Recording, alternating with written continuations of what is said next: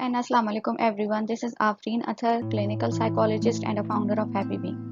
Today I will discuss on a very serious topic, that is suicide. And Suicide Prevention Day is being observed every year on 10th of October. It's a very important phenomenon to discuss because nowadays we are suffering from anxiety, depression, and various psychological disorders that promotes the prevalence of suicide. So now I'm going to discuss about what is suicide, what are the warning signs of it, and how to cater with suicidal thoughts or ideation. So let's get started. So while dealing with suicidal thoughts related patient or a client, or if you want to create an awareness on suicide prevention, you should know that suicide is not random and or a violent act. It's a very pre-planned decision made by a person due to continuous stress or some psychological ailment or physical ailment. Suicide is a symptom, a terminal symptom of mental illness. The majority of individuals who commit suicide suffer from depression or another mood disorder. Mood disorder varies from panic mode to depressive mode, that is passive or active behavior that are highly deviating from a norm.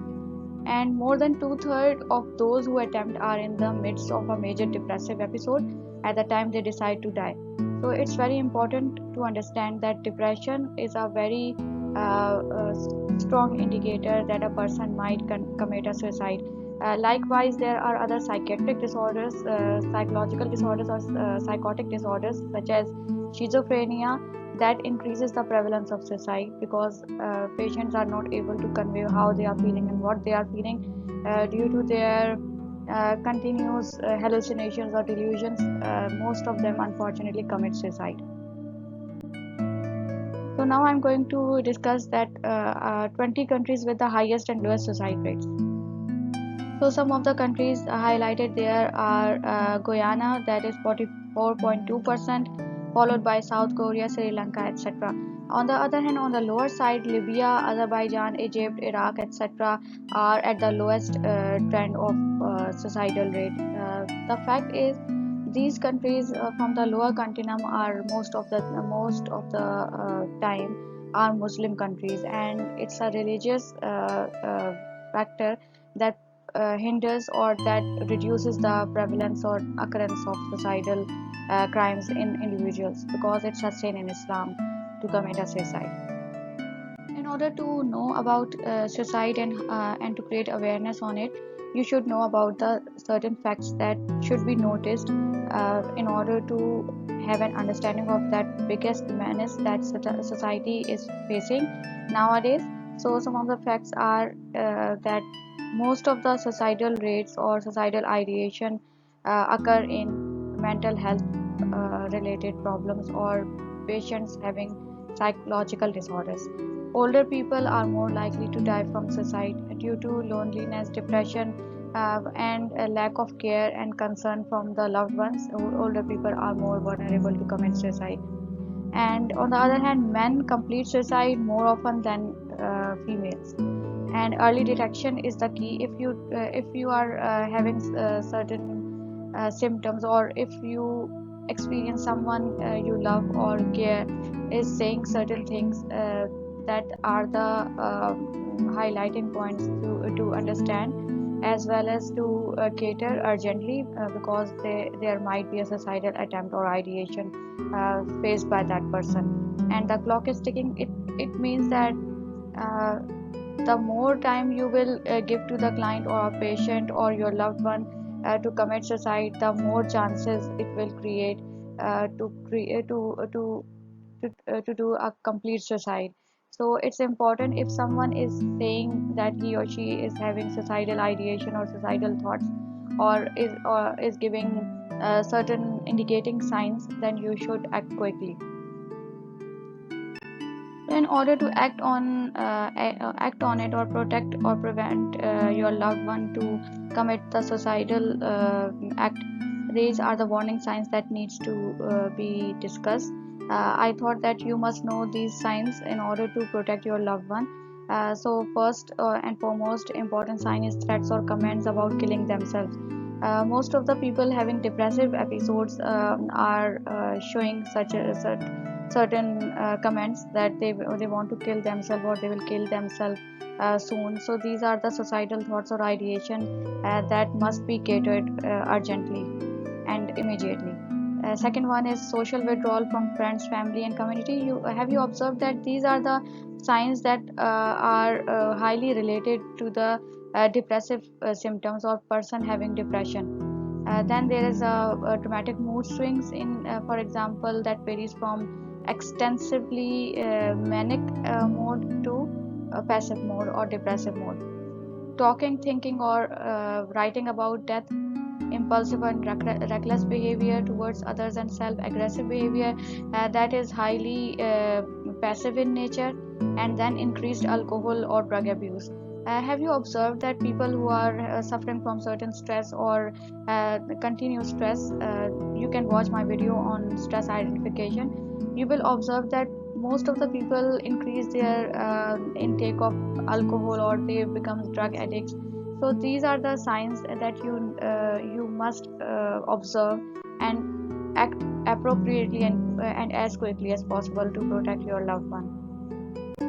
So it's important to know that what are the societal behaviors actually that you must take into account and consider important. For example, if someone has serious suicidal thoughts or if is giving threats that I will kill myself if something happens again, or I will soon die, certain sentences are the warning signs actually that needs to be highlighted and needs to be catered quickly.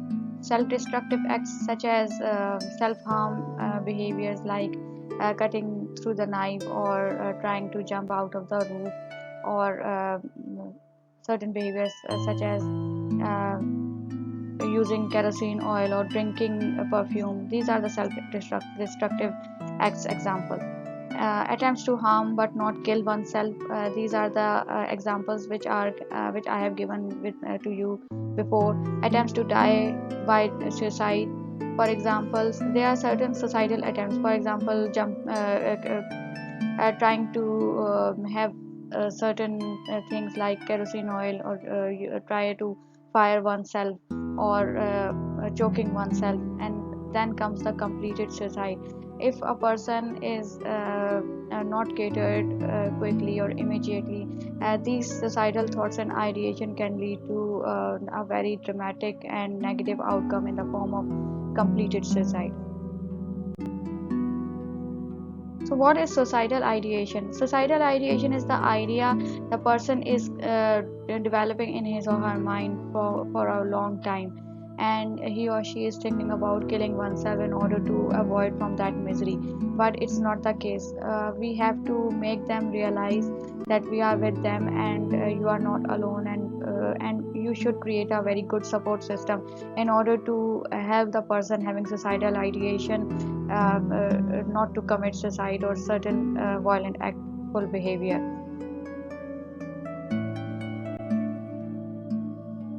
So while patient is expressing suicidal ideation, I have a very good explanatory diagram that explain uh, if a person has a suicidal plan or if the patient does not have suicidal intent or a plan. For example, if a person has planned a suicide, the patient has access to lethal means, has poor social support and poor judgment, or either person does not have access to lethal means, has good support system and good judgment, and cannot make a contract for safety, is able to make a contract for safety.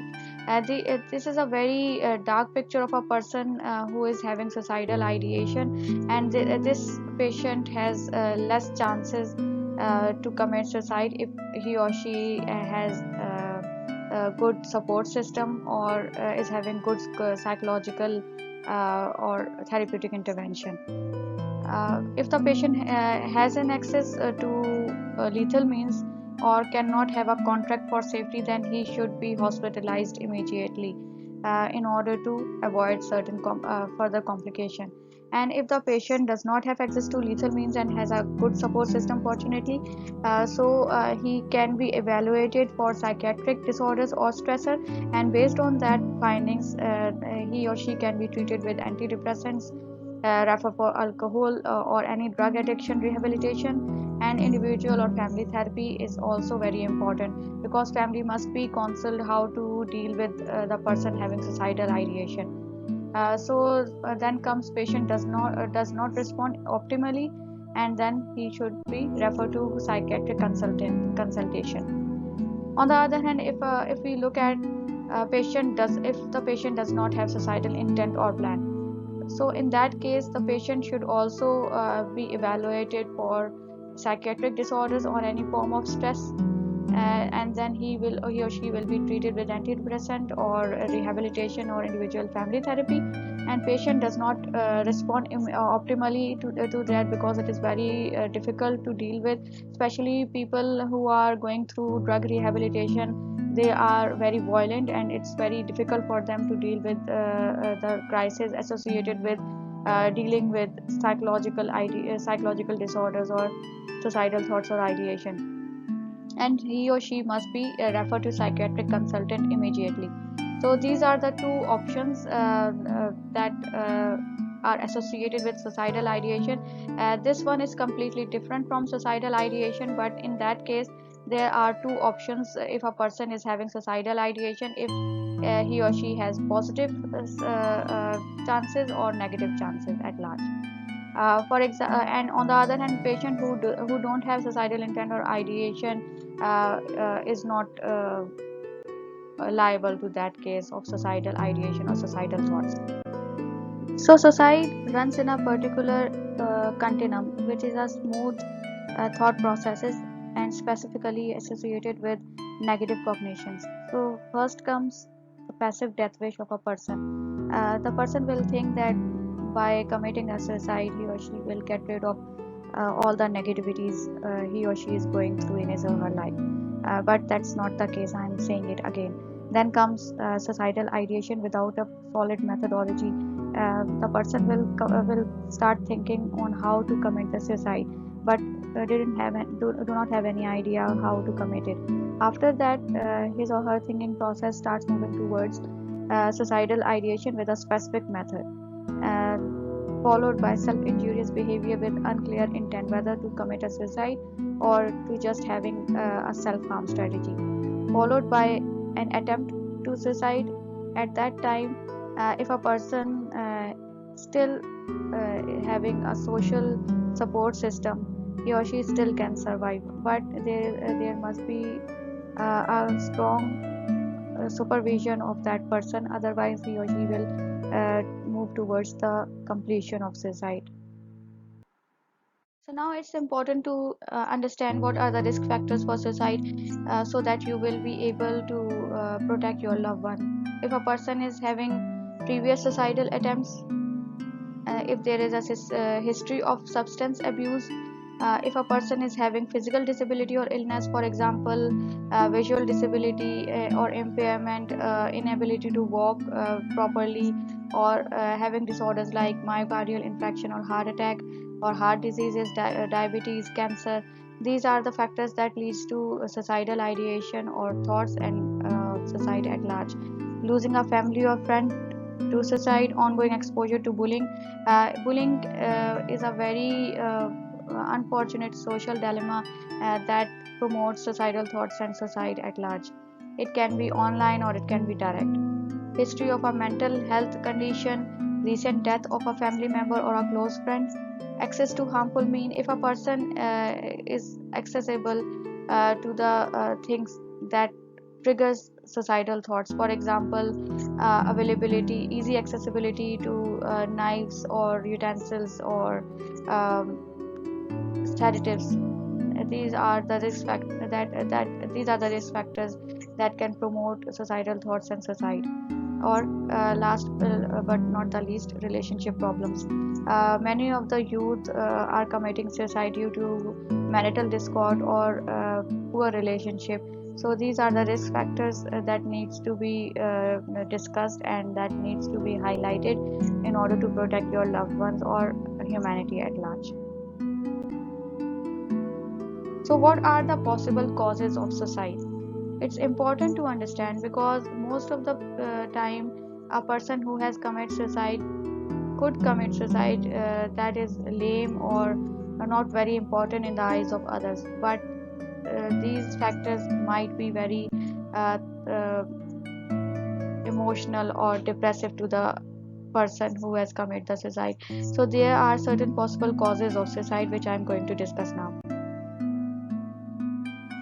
Job dissatisfaction is one of the highest leading cause of suicide, and these are the certain forms of jobs that can trigger suicidal ideation or suicide.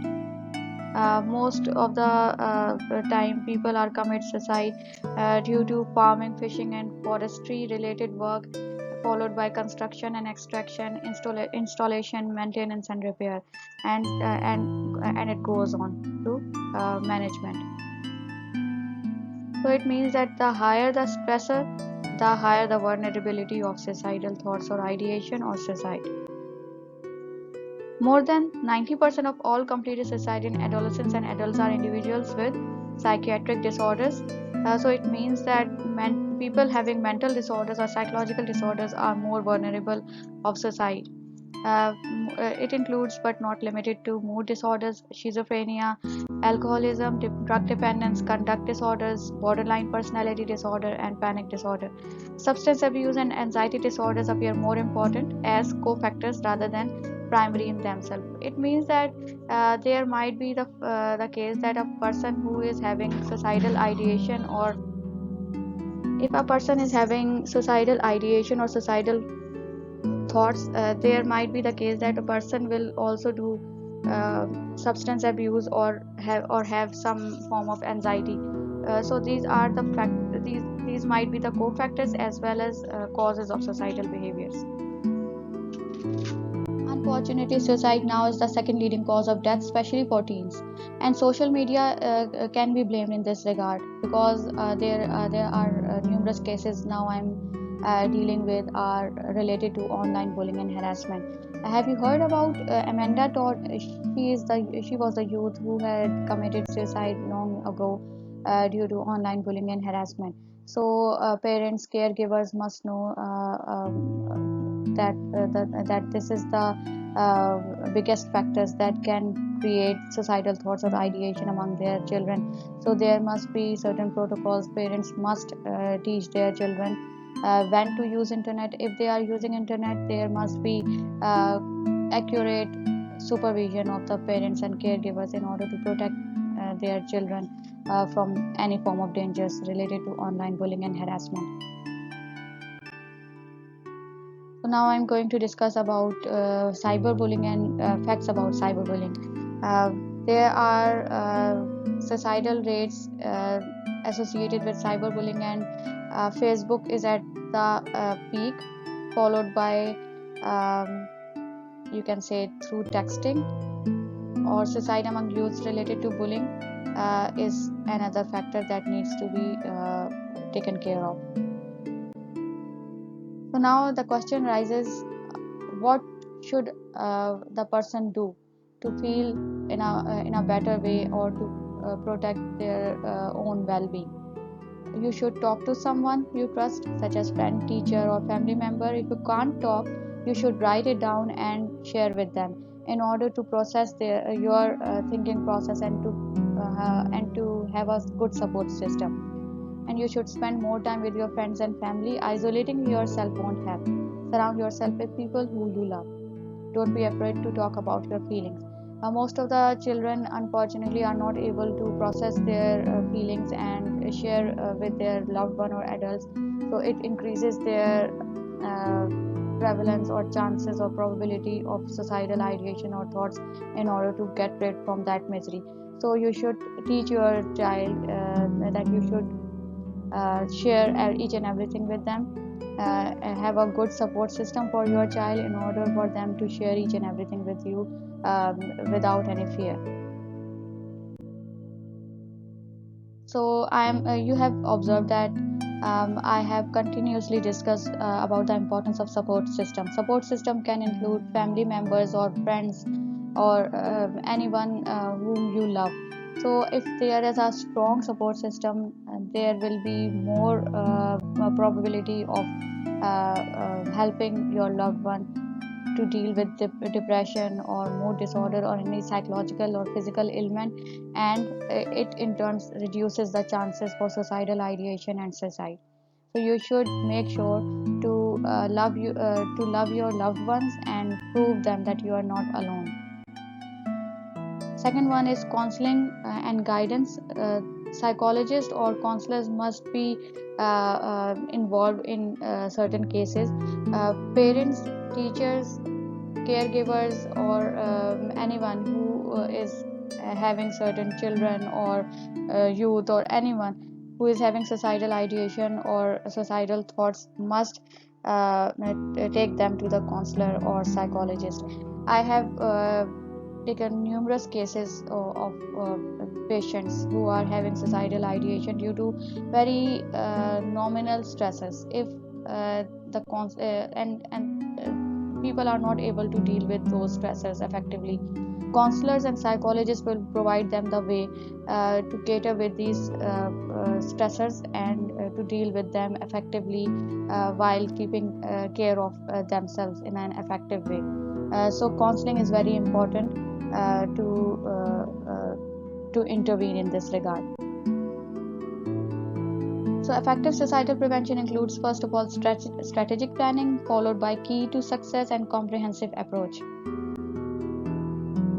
So these are the advices you should do to your loved ones and share with your loved ones.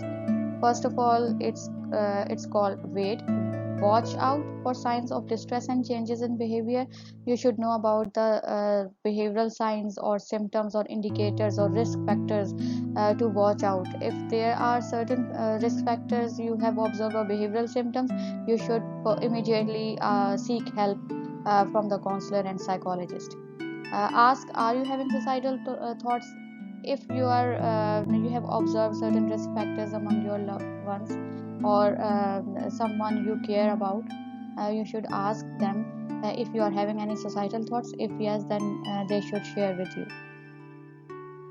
You should make sure that they should understand that the time will pass, and assure your loved one that with the help of counselor and their own help, suicidal feelings will pass.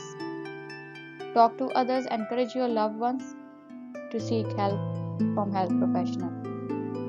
Lastly, I want to say that if you have observed any risk factors or behavioral symptoms you have observed in your loved one, you should reach out to them and make sure to them that you are not alone. We are with you, and with good support system and proper care, as well as providing good counseling and guidance from the professional, that person will be protected from suicidal thoughts and ideation, and through this you will promote humanity. Thanks a lot.